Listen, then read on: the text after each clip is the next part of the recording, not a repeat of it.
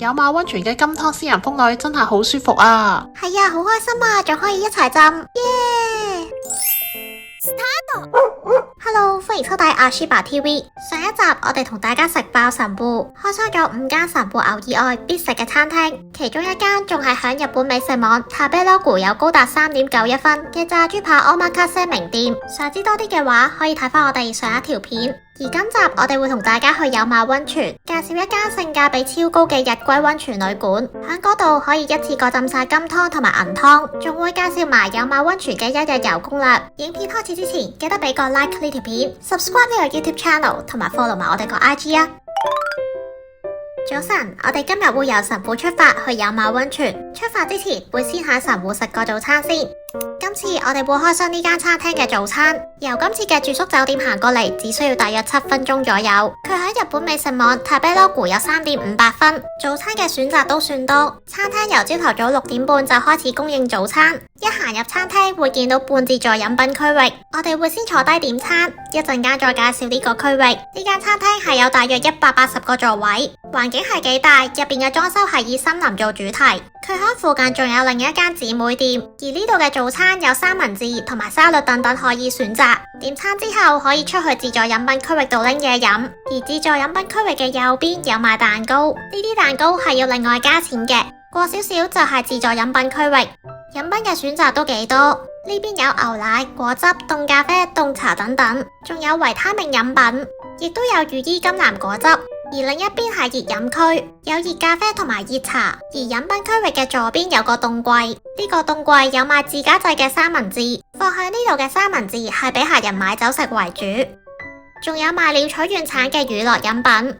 我哋拎咗羽衣甘藍果汁同埋熱茶做餐前飲品。呢杯羽衣甘藍果汁好有草青味，唔係咁啱飲，因為太難飲，都係拎翻杯咖啡。我哋今次各自叫咗雞蛋三文治做早餐。呢份早餐除咗有2件雞蛋三文治，仲會有沙律同埋火腿等等。個粉紅色沙律醬係有啲伏嘅，而佢嘅沙律菜都算新鮮。不過雞蛋三文治就係凍嘅，味道就普普通通。如果將佢加熱翻嘅話，係會好食啲嘅。食完早餐之後，我哋就會出發去有馬溫泉。我哋會行返去三宮 Oppa Two 附近嘅巴士總站，到搭巴士去有馬溫泉。呢程巴士大約需要搭半個鐘頭左右，就會去到有馬溫泉嘅泰國橋。成人嘅單程巴士車費大約係600 yen 左右。而如果你係由大阪出發，大約1個鐘頭左右就會去到有馬溫泉。搭巴士嗰陣，我哋會簡單介紹一下有馬溫泉呢個地方。有馬溫泉被視為日本最古老，亦都係最重要嘅溫泉發源地。有馬溫泉同愛媛縣嘅道後溫泉同埋和歌山縣嘅白濱溫泉並列為日本3大古湯，而有馬溫泉亦都同群馬縣嘅草津溫泉同埋岐阜縣嘅下呂溫泉並列為日本3大名泉。有馬溫泉獲得咁高評價嘅主要原因係同時擁有金湯同埋銀湯。金湯係一種深啡色嘅含鐵氯化鈉強鹽溫泉，有保濕同埋保溫嘅功用，亦都對慢性皮膚病、神經痛同埋關節炎等等嘅症狀具有療效。而無色含鐳嘅碳酸泉同埋含碳酸嘅放射泉就被統稱為銀湯。銀湯嘅溫度會較低，可以促進新陳代謝同埋增強免疫力。搭咗大約半個鐘頭左右嘅巴士，就會去到有馬溫泉嘅泰國橋。落車位附近有個停車場同埋增富道賀神社，再過少少仲有河川。我哋首先會開箱呢間增富道賀神社，佢係一間比較細嘅神社。入口位置有朱紅色嘅鳥居，而鳥居上邊寫住呢個神社嘅名增富道賀神社。我哋一齊入去參拜啦。網上邊有關呢個神社嘅資料唔多，據說佢係創建於1907年，入邊供奉嘅神明係增富道賀大明神。過咗鳥居嘅左邊會有手洗石，而右邊就係神社本殿。我哋會先參拜一下。參拜完之後，我哋會同大家去附近行下。我哋跟住會過馬路去湯煙廣場。呢度會有個噴水池，佢中間嘅雕像係河童嚟噶。最特別嘅係可以行去噴水池嘅後邊度影相打卡，影出嚟會係咁樣嘅。而如果你係櫻花季嚟嘅話，呢度仲可以賞櫻噶。噴水池嘅旁邊仲有豐臣秀吉嘅雕像，據說豐臣秀吉同有馬溫泉嘅淵源極深，佢曾經多次到訪同埋致力修復因戰亂同埋地震而損毀嘅溫泉街。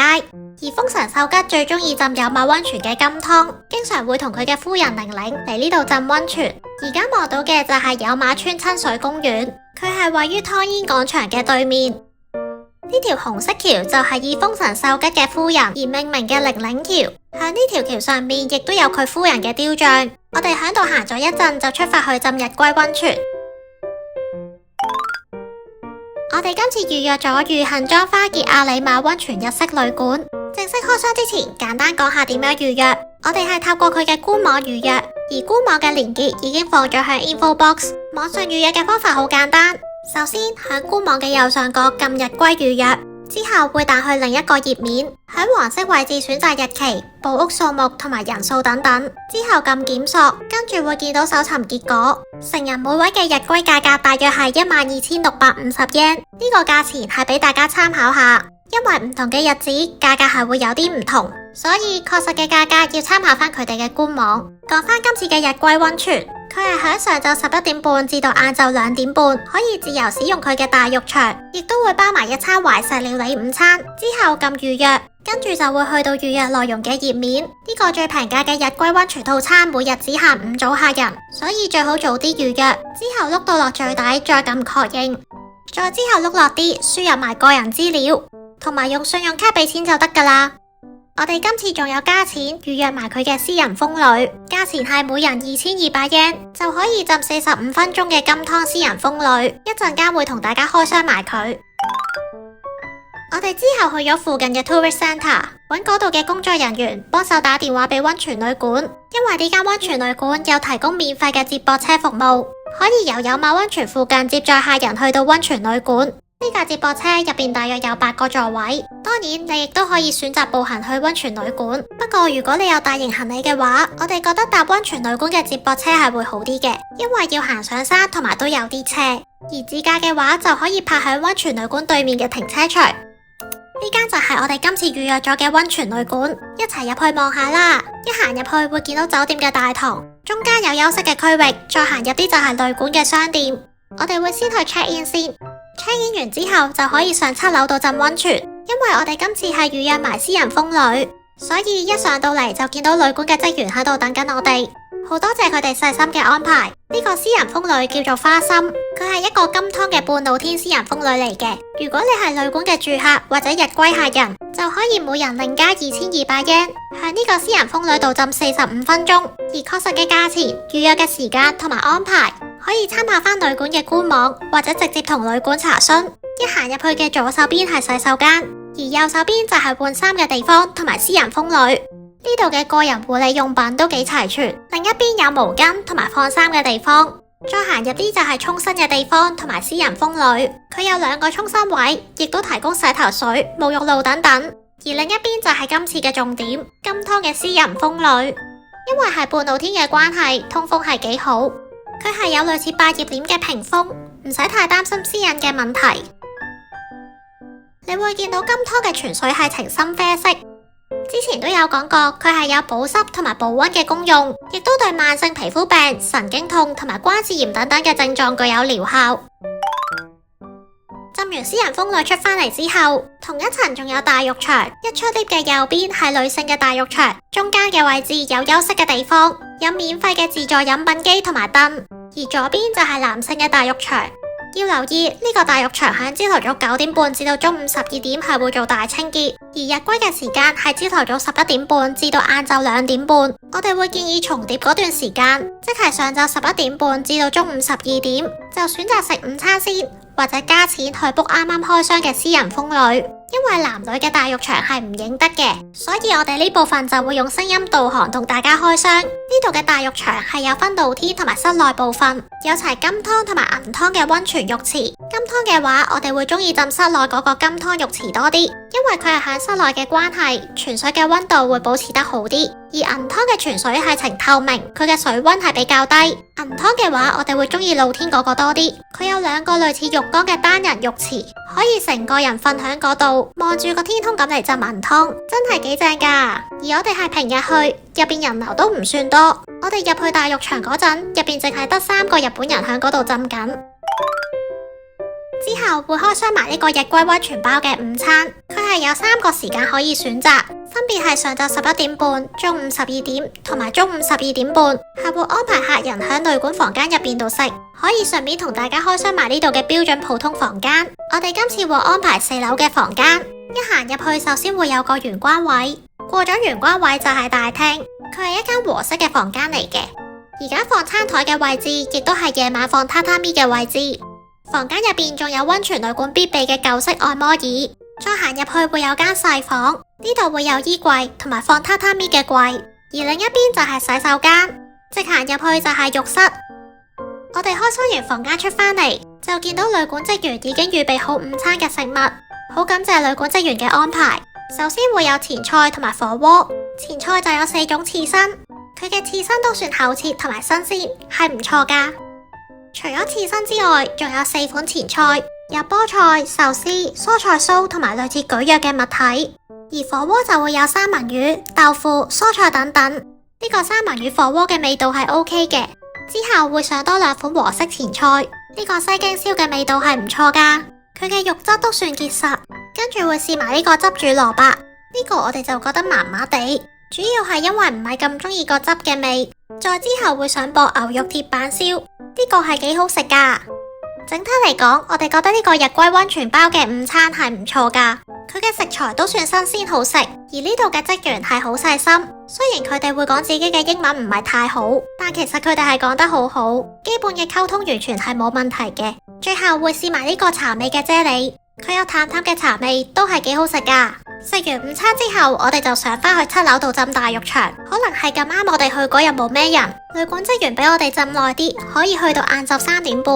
好多謝職員嘅細心安排。浸完之後，溫泉旅館仲安排咗免費嘅接駁車，車我哋去附近嘅景點。呢度嘅服務真係超好，好推介大家嚟呢間溫泉旅館。我哋之後會去附近嘅瑞寶寺公園。如果選擇由溫泉旅館行過去，大概需要7分鐘左右。瑞寶寺公園入邊有好多松樹同埋楓樹，佢係關西地區嘅賞楓勝地。據說豐臣秀吉曾經稱讚呢度嘅景觀係百看不厭，呢度亦都有日暮之庭嘅美譽。我哋今次係11月嚟到呢度，落車之後沿途行去公園，已經見到一棵好紅嘅楓樹。繼續行前少少，有間賣栗子嘅攤檔，佢嘅旁邊亦都有賣其他食品，有黑豆茶、黑豆餅等等。我哋喺呢檔栗子攤檔度買咗少少栗子，佢嘅栗子望落係幾大粒，而 small size 嘅份量就有大約5粒左右。不過啲栗子係凍咗噶，食落味道就普普通通啦。之後繼續向上行就係瑞寶寺公園，呢段路會有少少上斜位，樓梯行上去就係瑞寶寺茶屋，亦都可以喺右邊呢度入。行一個圈咁上去茶屋嘅後門，我哋今次會行右手邊呢邊，同大家上楓先去茶屋。你會見到近入口位置嘅楓樹都已經好紅，而呢邊係叫療癒森林。行入去近入口位置嘅右邊有公共洗手間，沿途都幾多人嚟上楓，不過都已經好過京都嘅人流好多，起碼都仲行到先。最紅嘅位置係行到最入近涼亭附近嘅位置，響度打咗陣卡之後，我哋就沿涼亭左邊嘅小路繼續行，呢度行上車就會去到茶屋。呢間茶屋係露天嘅，佢喺日本美食網 Tabelog 嘅評分只有3.04分，係比較低嘅。佢有賣團子同埋一啲簡單嘅飲品。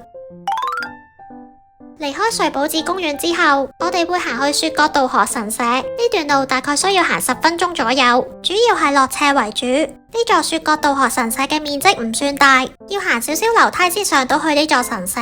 入邊供奉住雪國稻荷大明神，神社旁邊仲掛咗啲心形嘅繪馬。參拜完之後，我哋會繼續行落去溫泉街。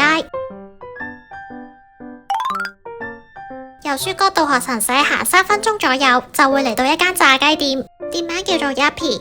佢喺日本美食網 Tabelog 嘅評分係唔高，但係都幾多人排隊。等我哋即刻同大家實測一下好唔好食啦！呢間炸雞店主打使用國產嘅雞肉，佢嘅炸雞有多款口味可以選擇。店入邊仲有賣店鋪吉祥物嘅產品，係一隻類似熊嘅公仔。我哋今次用500 yen 買咗3粒唔同口味嘅炸雞，佢食落係外脆內軟，係幾好食噶。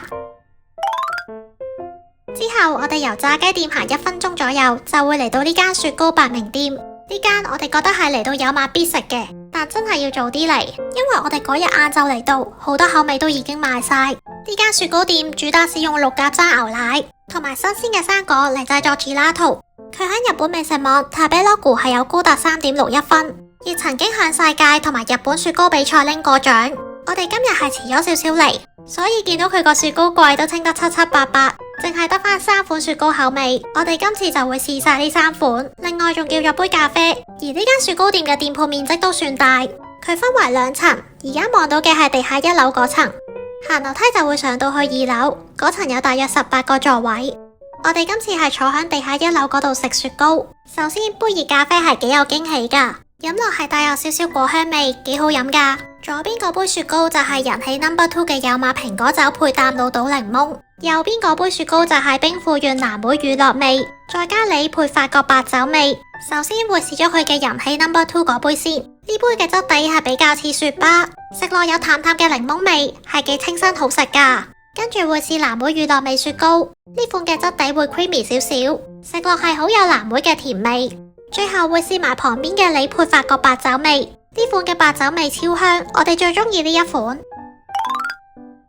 如果想測試下朋友係咪公認嘅靚女，就可以同佢去雪糕店旁邊嘅都泉穴，佢亦被稱為妒忌之湯。呢個溫泉係一個間歇泉，最初響19世紀湧出，但而家已經乾固。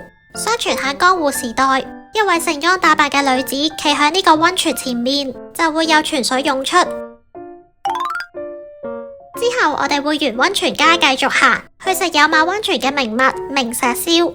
我哋今次開箱嘅餐廳叫做有馬18番，呢間餐廳係不設預約，要入去撳飛排隊嘅。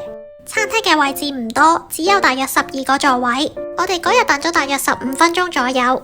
而呢間餐廳喺日本美食網 Tabelog 有3.45分，算係一個唔錯嘅評分。呢度嘅主打當然係明石燒同埋有馬燒啦，佢嘅肉汁餃子都好出名噶。scan 咗台面嘅 QR code 就可以自助點餐，仲有唔同嘅語言可以選擇，都幾方便噶。點餐之後，簡單介紹一下明石燒。明石燒係一款類似章魚燒嘅食物，佢嘅麵糊係會加入日式高湯，而有馬燒係再加入白醬油煮嘅生椒。我哋今次首先叫咗明石燒，仲叫咗個炸豆腐，望落真係好似章魚燒啊！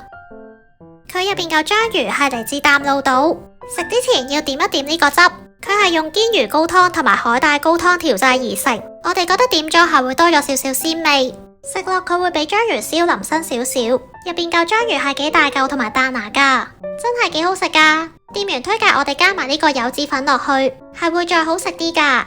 跟住試埋個炸豆腐。食之前加少少蔥花響面，或者點少少豉油。佢個豆腐入邊係幾滑身噶，食落仲有超香嘅豆味。最後我哋仲叫咗肉汁餃子，佢望落係有啲似小籠包。食嘅時候要小心啲，因為入邊有好熱嘅湯。店員教我哋要咬走少少個皮，等佢散一散熱先好食。而佢入邊係有超多肉汁，係好好食噶，推介大家嚟到嗌埋佢。再之後，我哋行前多少少，去村上商店度買咗啲昆布，仲買咗啲嚟到有馬溫泉必買嘅碳酸煎餅。不過我哋覺得碳酸煎餅冇咩味，唔係咁好食。因為我哋今晚約咗朋友喺神戶度食晚餐，今次就未有時間同大家開箱泰國之湯店館，同埋金湯銀湯嘅公共浴堂。如果有觀眾朋友去過呢啲地方，歡迎喺下邊留言話俾我哋知。我哋跟住會行翻出去今朝落車嗰個位嘅對面，搭巴士返去神戶，車程都係大約半個鐘頭左右就會去到神戶，係幾快同埋方便噶，所以有馬溫泉係幾啱一日遊噶。今晚我哋就約咗朋友喺神戶度食呢間燒肉店，每人要俾大約7000yen左右就會有燒肉套餐同埋飲品任飲。餐廳嘅店鋪面積唔算大，佢嘅通風系統就普普通通啦。肉質嚟講屬於中等，性價比我哋覺得唔算高。佢嘅服務都係麻麻地，我哋唔太推介呢間燒肉店。好啦，我哋今集嚟到呢度，好多謝大家收睇呢一集。如果大家中意呢一集嘅內容，可以喺下邊留言話俾我哋知。最後記得俾個 like 呢條片 ，subscribe 呢個 YouTube channel 同埋 follow 埋我哋個 IG 啊。可以嘅話，幫手 share 呢條片俾身邊嘅朋友仔。下一集我哋會繼續日本嘅行程，我哋下集見啦，拜拜。ありがとうございました。哇！